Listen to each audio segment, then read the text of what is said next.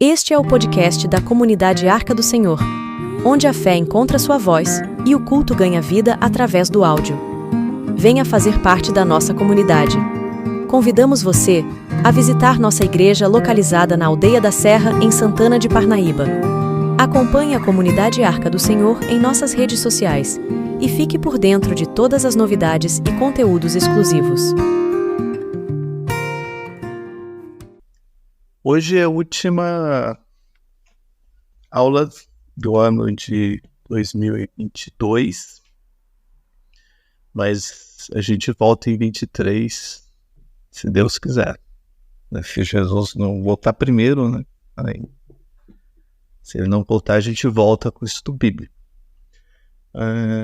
Antes de entrar no tema propriamente dito de hoje, né, dando um pouco de sequência, esse é um slide que a gente já viu, tá? Então eu só trouxe aqui novamente para a gente ter, né, em mente um pouco as percepções que a gente precisa estar muito em linha aqui quando a gente vai discutir qualquer assunto relacionado aí com a Bíblia, com as Escrituras, que quer dizer que a forma como a gente olha o texto é sempre uma forma muito particular, muito individual, porque essa talvez seja uma dinâmica das Escrituras, né? Você poder olhar para o texto e o texto conversar com você. Tá? Quando a gente vê que a palavra de Deus ela se renova, porque todo momento que a gente lê o mesmo texto, a gente pode ter uma percepção diferente daquele texto. Talvez pelo momento que nós estamos vivendo, talvez pela profundidade que a gente alcança à medida que a gente vai entendendo melhor as Escrituras, mas o texto conversa conosco a partir do momento que a gente interage com ele. E essa troca gera em nós o impacto na forma como a gente entende aquele texto. Só que quando a gente olha isso dentro do contexto da igreja como um todo, desde o começo até os dias de hoje, a igreja sempre olhou os textos bíblicos e trouxe a sua percepção, a sua interpretação para aquele texto. Esta interpretação, ela, quando passa a ser difundida dentro da igreja, vira então uma tradição. As pessoas acabam concordando e aceitando, né, aquele texto tal qual ele é interpretado. E essa tradição, quando ela passa de geração para geração, ela entra na história da comunidade, na história da igreja, e fica uma coisa permanente, digamos assim. Tá? Por que isso é importante? Porque nós mesmos, nós também interpretamos o texto de uma maneira individual. Quando você lê o texto, você interpreta aquele texto de acordo com a sua forma de ver a realidade natural e espiritual. E essa forma de interpretação, ela molda a sua fé. Porque quando você coloca a tua interpretação naquele texto, você acredita que aquela interpretação faz sentido para você. E ao acreditar nisso, você é conduzido por essa interpretação. E essa interpretação vira a tua verdade, ou talvez a tua realidade sobre aquele texto. E isso te acompanha em toda a tua trajetória como cristão. Se você pegar, por exemplo, um texto como o Salmo 23, que diz que o Senhor é meu pastor, nada me faltará. Se eu interpretar esse mesmo texto, olhando apenas os aspectos positivos, que não podem me faltar, como prosperidade, saúde, portas abertas, todas essas coisas, eu vou sempre olhar esse texto pensando que tudo que tem de bom na vida nunca vai me faltar, porque é como eu olho o Salmo 23. Agora, se eu pegar o mesmo Salmo 23 e falar assim, o Senhor é meu pastor, nada me faltará, e pensar que assim como não vai faltar vitória, também não vai faltar luta, assim como não vai faltar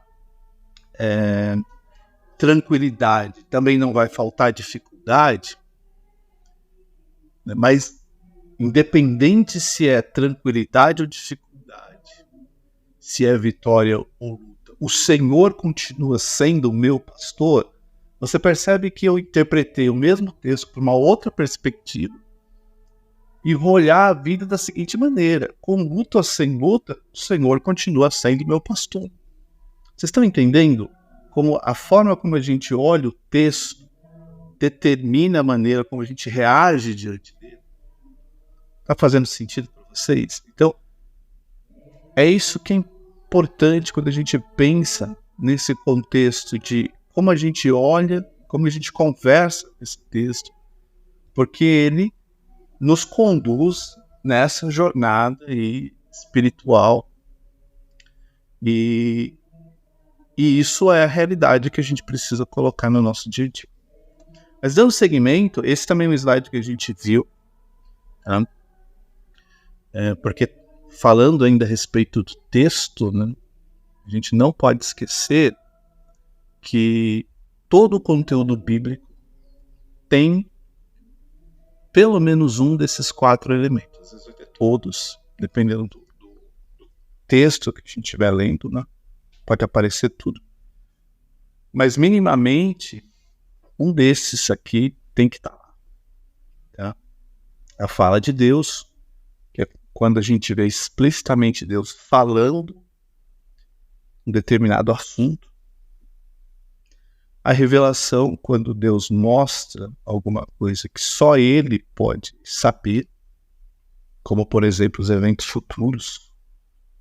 Então, quando Deus inspira um profeta a falar para o povo que aquele pecado vai trazer juízo sobre o povo, aquilo é uma revelação, porque o profeta não tem como saber, né? Não está no entendimento humano do profeta.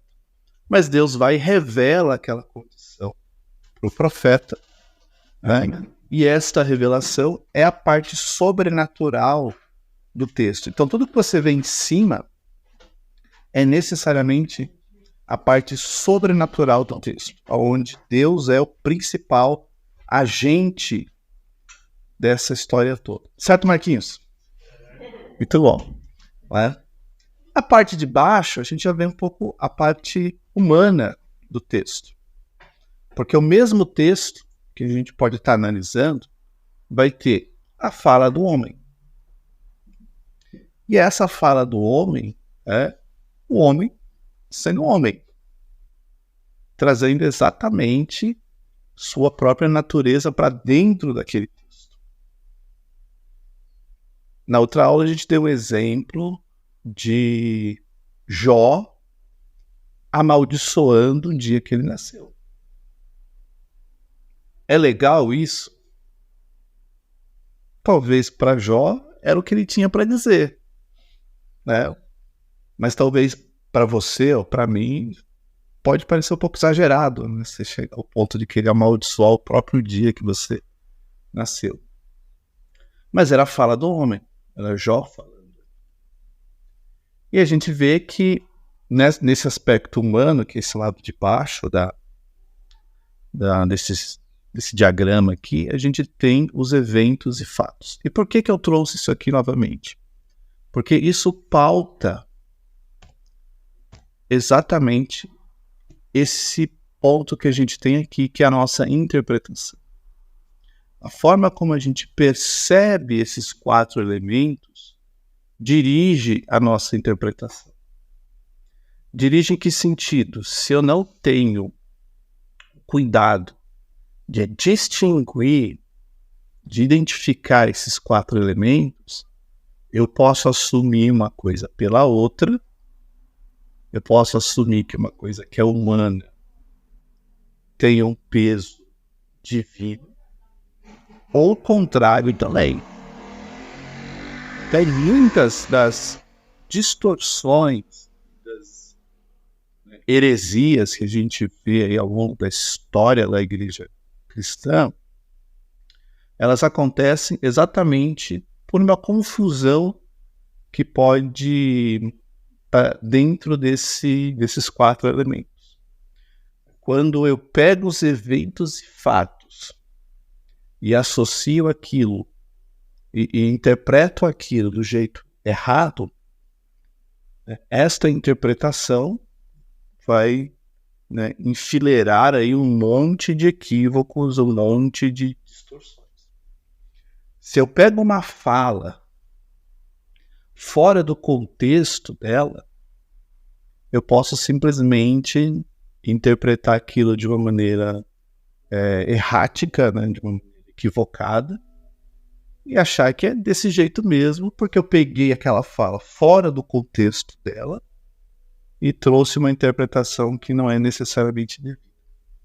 Isso é difícil, porque nós somos imperfeitos e, ao mesmo tempo, limitados. Então a gente cai nesses erros de interpretar errado. Mas eu acho que o principal exercício de humildade é a gente reconhecer que entendeu errado e pedir para o Espírito Santo de Deus nos ensinar qual que é o certo. E a pior coisa que a gente pode fazer é, sabendo que estou errado, sabendo que essa interpretação não é a melhor possível, continuar insistindo nela, mesmo sabendo que ela não é a melhor possível. Vou dar um exemplo para vocês de como que essa interpretação, a partir desses elementos que a gente vê aqui, pode ser problemática. Se a gente pensar, por exemplo, que Deus criou o homem e a mulher, e a gente for lá para 1 Coríntios e ver que Paulo volta nesse assunto, de Deus ter criado primeiro o homem e Deus depois a mulher, a gente pode começar a pensar em algumas possibilidades que não necessariamente estão coerentes, vamos dizer assim. Por exemplo, por que vocês acham que Deus criou primeiro o homem e depois a mulher? Marquinhos. Vai lá no fundo.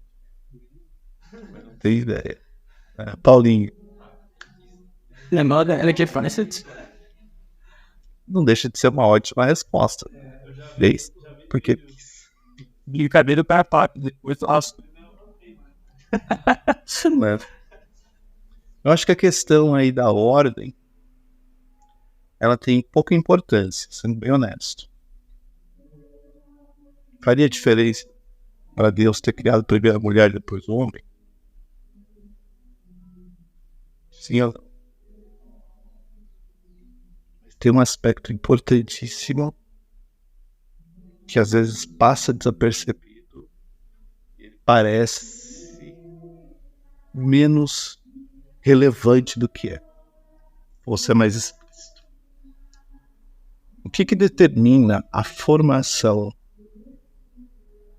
dentro da nossa espécie? O que determina o homem e o que determina a mulher?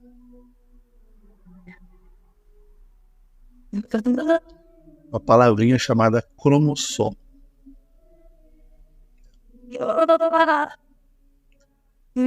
Homens e mulheres, eles são distintos exatamente por conta dos cromossomos X e cromossomos Y. Explica melhor o que isso quer dizer.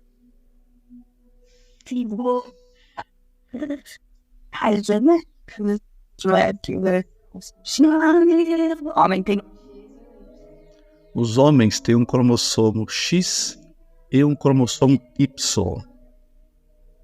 Quando Deus criou o homem, ele colocou esses 2 cromossomos. Isso sempre existiu, não surgiu agora. Na verdade, o homem tem um cromossomo X e Y. E a mulher tem cromossomos X, X. 2 cromossomos iguais. Se Deus tivesse criado a mulher primeiro, o que ia acontecer? Não ia existir o cromossomo Y. Então, para fazer o homem, ele tinha que inventar uma coisa que não existia ainda. Vocês estão me entendendo? Não existia o cromossomo Y. Porque a mulher não tem esse cromossomo. A mulher tem o cromossomo X, X. Se ele cria a mulher primeiro com o cromossomo XX, que é o que determina o gênero feminino, ele teria que criar no homem uma coisa que não tinha. E faria com que o homem, nesse processo de criação, tivesse uma característica diferente da mulher. Só que quando ele cria primeiro o homem, que tem X, mas também tem Y, o que ele faz? Ele elimina o Y, então ele elimina uma coisa que ele tinha criado e duplica uma coisa que ele também tinha criado. Vocês estão percebendo? Né? Por que Deus criou o homem primeiro? Não é... Gente, isso aqui é ciência. Estou falando da minha cabeça. É fato isso. Homens têm XY, mulheres têm XX. Vou interromper aqui um pouquinho, porque numa hora como essa, às vezes, a gente pode brincar um pouquinho aqui. Então, o que acontece? Homens têm XY. Mulheres têm o cromossomo XX. Ok? Então, aqui a gente tem as mulheres.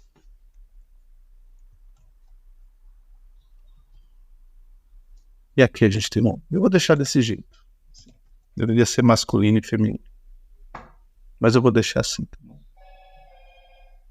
Deveria ser masculino e feminino, mas eu vou deixar assim. Então, o que acontece, pessoal? Se Deus tivesse feito...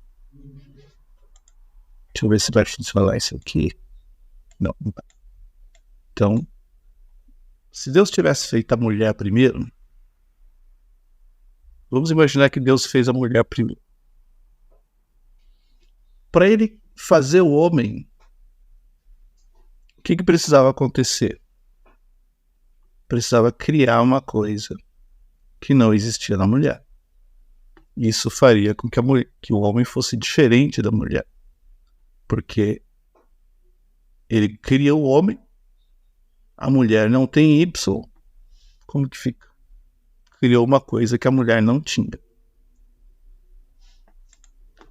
Mas aí o que Deus fez? Deus fez o seguinte, Deus anulou esse cara aqui e duplicou esse aqui, e aí isso fez a mulher. Estão percebendo? Então, por que a mulher e o homem têm as mesmas características? Porque tem essa essência, esse design divino, né? Esse desenho divino. Deus teve todo esse cuidado de garantir que as coisas vão ser criadas com os mesmos materiais. É como eu, por exemplo, pego essa cadeira de madeira, coloco do lado uma cadeira de plástico, dá para dizer que é a mesma cadeira? Não dá, porque aquela ali é de plástico, essa aqui é de madeira. Agora, se eu pego esta cadeira, que é marrom, e pinto ela de preto, por mais que a tinta seja de outra cor, ainda continua sendo a mesma cadeira. Só tem uma cor diferente, só tem um ingrediente diferente, mas é a mesma cadeira. Então esse foi o cuidado de Deus, de não fazer uma coisa diferente, para que depois esta diferença justifique as bobagens que a gente vê mundo afora. Aí o que acontece? Você vê em algumas literaturas dentro da igreja dizendo que Deus criou o homem primeiro para que o homem, né, exerça a sua liderança sobre a mulher. Mas isso não está em nenhum lugar da Bíblia. Não está em nenhum lugar que Deus colocou o homem para exercer essa liderança sobre a mulher. Isso só acontece, e aí eu vou voltar aqui para o texto. Aqui a gente está em Gênesis 1, eu vou para Gênesis 3, que é quando acontece a queda. Né? Se a gente olhar a situação da mulher, que é essa sentença que vem aqui dada por Deus, esta sentença, porque isso aqui é uma sentença, não dá para dizer que isso aqui é uma coisa boa, isso aqui é uma sentença, consequência do pecado. Esta sentença só entrou na nossa realidade por causa do pecado.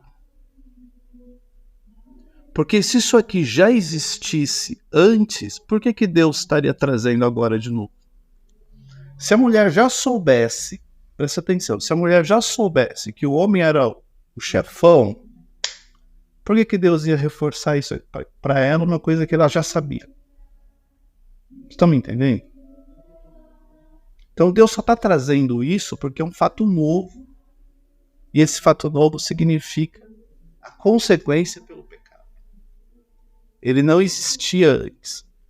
O começo é interessante, porque olha só, quando ele fala que vai aumentar em muito o seu sofrimento, significa que já existia um sofrimento. E que agora ele seria aumentado. Vocês estão me acompanhando aqui? Já existia. A mulher já sabia, olha, quando você engravidar, você vai esperar 9 meses, o bebê nasce. Só que nessa hora dói. Então ela já deveria saber. E agora o que Deus está dizendo? Olha, lembra daquilo que eu falei para você? Agora eu vou aumentar essa dor. Então eu tinha dito para você que ia doer, agora eu vou aumentar em muito o seu sofrimento. Então aqui ele traz algo que para a mulher não era estranho. Porque senão ele teria dito de uma forma diferente. Né? Segunda parte desse versículo, aí sim parece uma coisa nova para a mulher. Porque se não fosse, Deus teria dito diferente. Se Deus tivesse criado a mulher para ser governada por homem, isso aqui não faria sentido estar aqui. Porque já seria fato, não seria sentença. Vocês estão me entendendo? Então, o que tudo isso quer dizer? Que essa relação que se constrói socialmente, que o homem precisa ser o chefão dentro do lar, é uma situação que existe por causa do pecado. Não existe por outro motivo. Existe por causa disso. E quando nós, igreja, incentivamos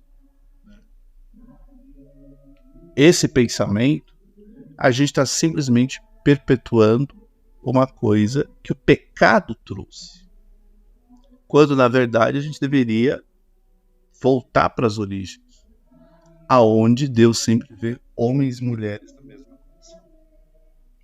E Jesus, eu vou voltar aqui para o exemplo, Jesus sempre tratou as mulheres exatamente como deveriam ser tratadas.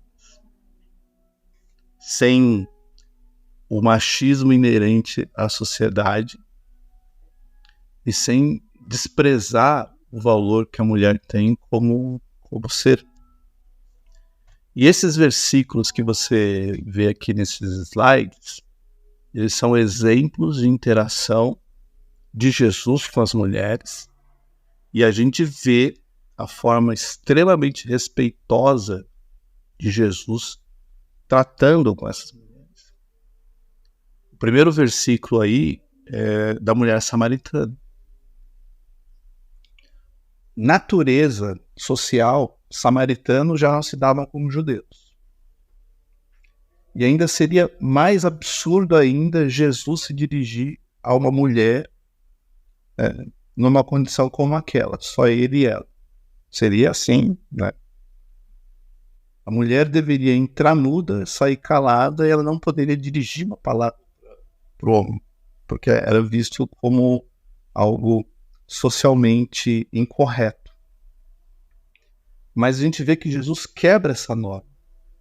Ele puxa uma conversa com a mulher e persiste, né? Ele mantém aquela conversa. Ele pede água, a mulher conversa com ele e ele continua o diálogo ali.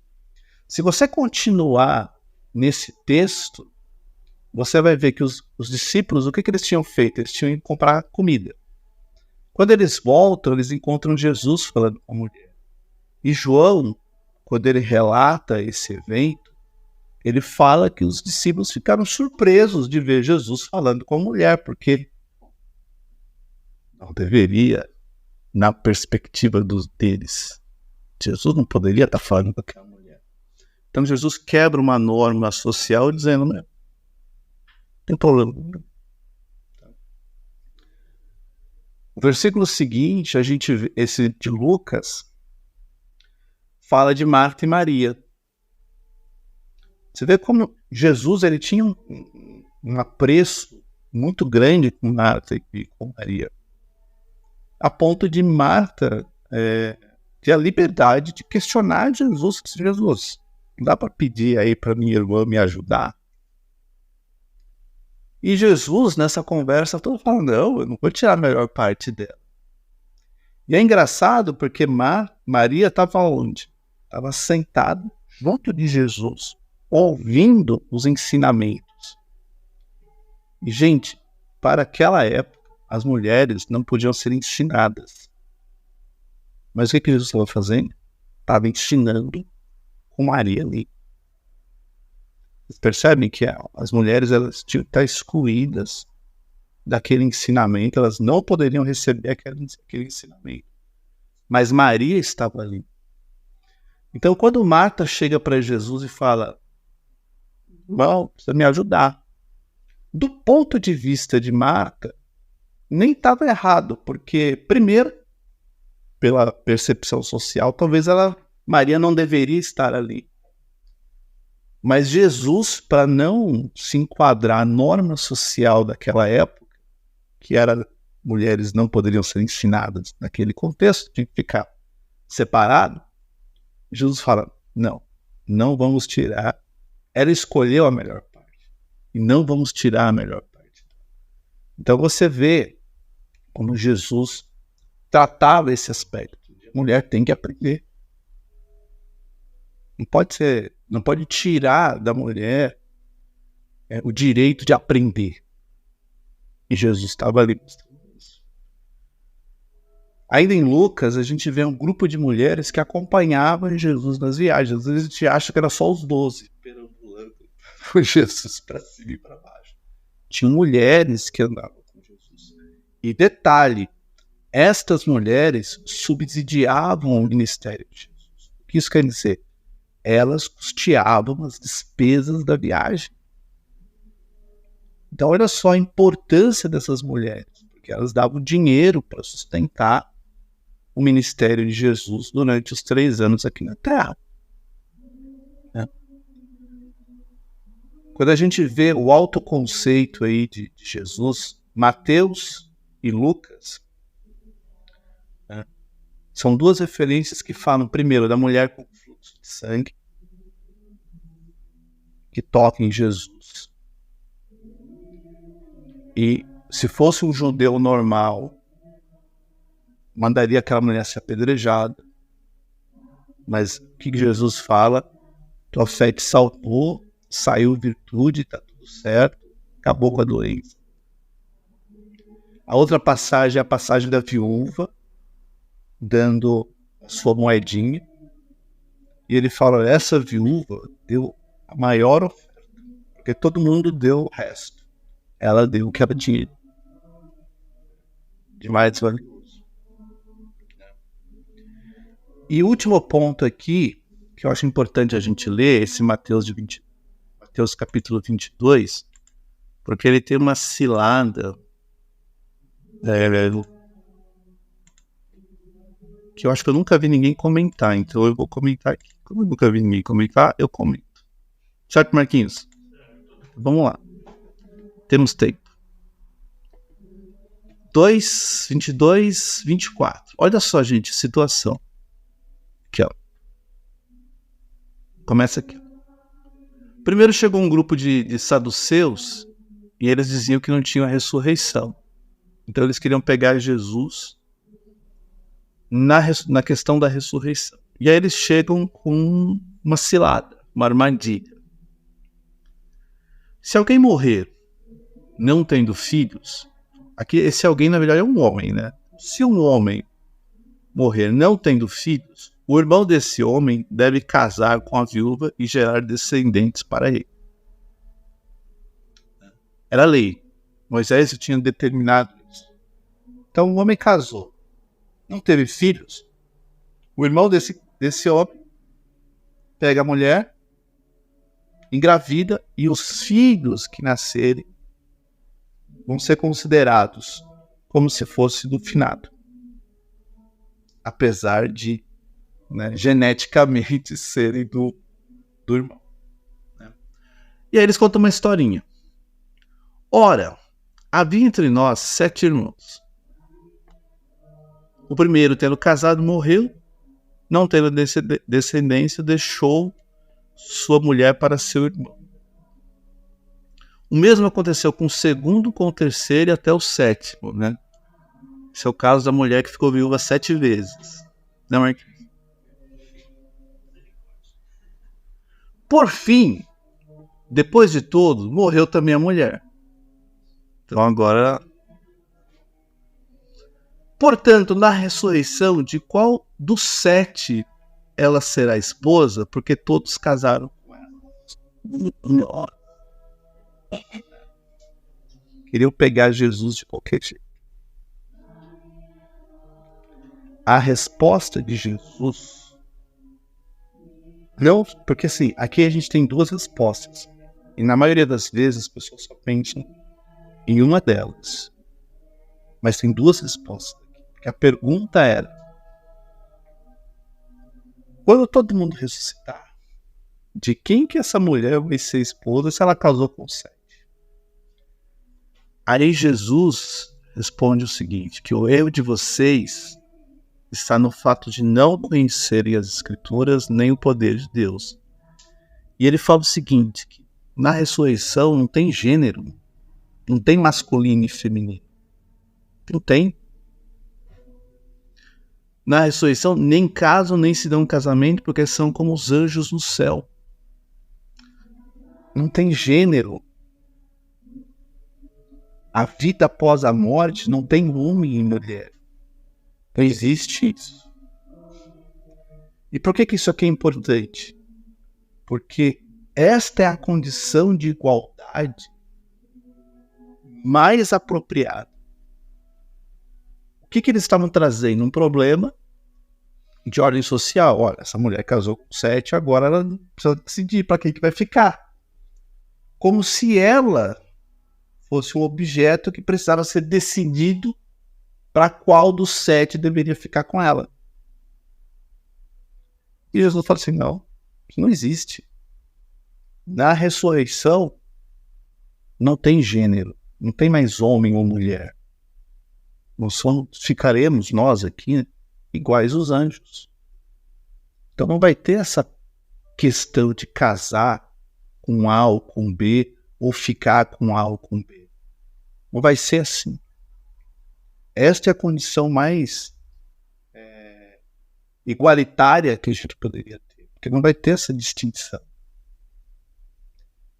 E na verdade, as respostas que a gente pensa é só na ressurreição, não, porque vai ressuscitar, tal. Mas vocês entendem que, né, o plano de Deus ele é tão mais complexo do que as implicações que a gente coloca no meio do caminho. E o que eu quero dizer com complexidade, né? A gente construiu uma relação onde tem homem, onde tem mulher. E agora, os anjos, eles são o quê? Neutros. Eles não são nem homem, nem mulher. Apesar da palavra ter uma conotação masculina, os anjos, eles não têm gênero. Anjo e anja. Anjo homem e anjo mulher. Só anjo. Engraçado, né? Então, resposta de Jesus. Esquece. Mulher não é para ser de ninguém. Isso eu acho que é engraçado, né? Resposta de Jesus, essa mulher não é para ser de ninguém. Porque não vai existir isso. De ser de alguém. Ser a minha mulher. Não vai existir isso. Esta realidade do porvir subverte a realidade que o pecado trouxe. Do homem e da mulher. Deixa todo mundo igual. Deixa todo mundo igual. Mas é a pergunta que pode ficar, mas igual até onde, né? Acontece, gente, que quando Deus cria todas as coisas, ele coloca 2 componentes que são importantes. O primeiro é propósito. Deus não cria nada sem um motivo. E segundo, a função. Deus não cria nada para não ter função nenhuma. Deus não cria nada para ficar largado, sem propósito, sem objetivo. Tudo tem que ter uma função. E todo ser criado tem um propósito. E é bom pensar nessas 2 palavras porque elas se conectam, né? Função e propósito não dá para andar separado um do outro.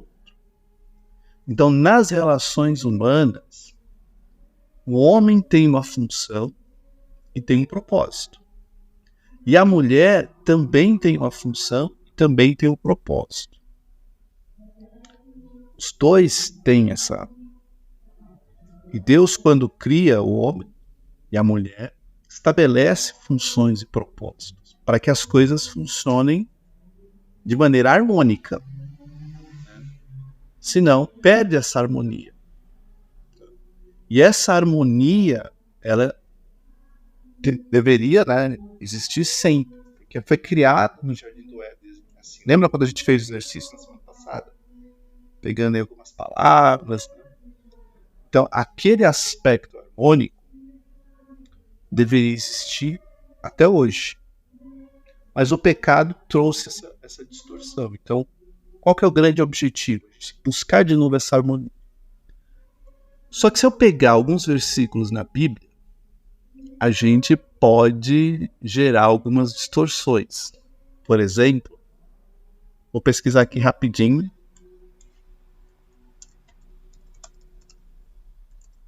Vou pesquisar esse versículo aqui, ó. Só para pegar a referência dele, tá aqui, ó. Timóteo, capítulo 2, versículo 12. Vamos lá. Vamos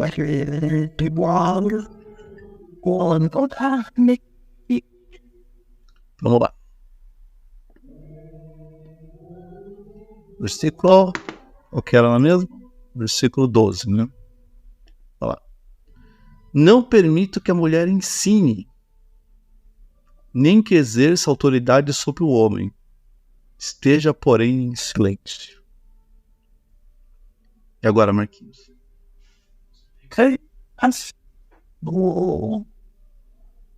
E aí, Val?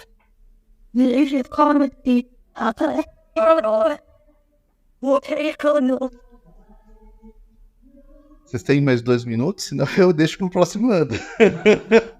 Tá?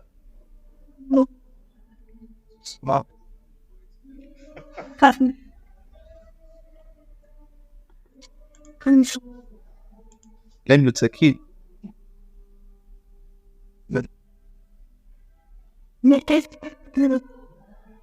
Vou voltar para o texto. Quem que está falando que não permite aqui? Será que é Deus ou será que é Paulo que está falando? Vocês acham que é Deus que está falando não permito que as mulheres ensinem na igreja? Tá parecendo que é Paulo que está dizendo, né? Até o verbo na primeira pessoa do singular, dizendo não permito, é a fala do homem. É Paulo que está dizendo para Timóteo, que estava sendo enviado para organizar as igrejas. E Paulo diz, olha, eu não permito que as mulheres ensinem. Paulo não está dizendo assim, ó, Deus não permite que as mulheres ensinem. Jesus não quer que as mulheres ensinem. Não está dizendo isso. Ele está dizendo que eu não permito. E por que é importante a gente frisar isso? Porque Paulo não é o cabeça da igreja. Ou é? Não é.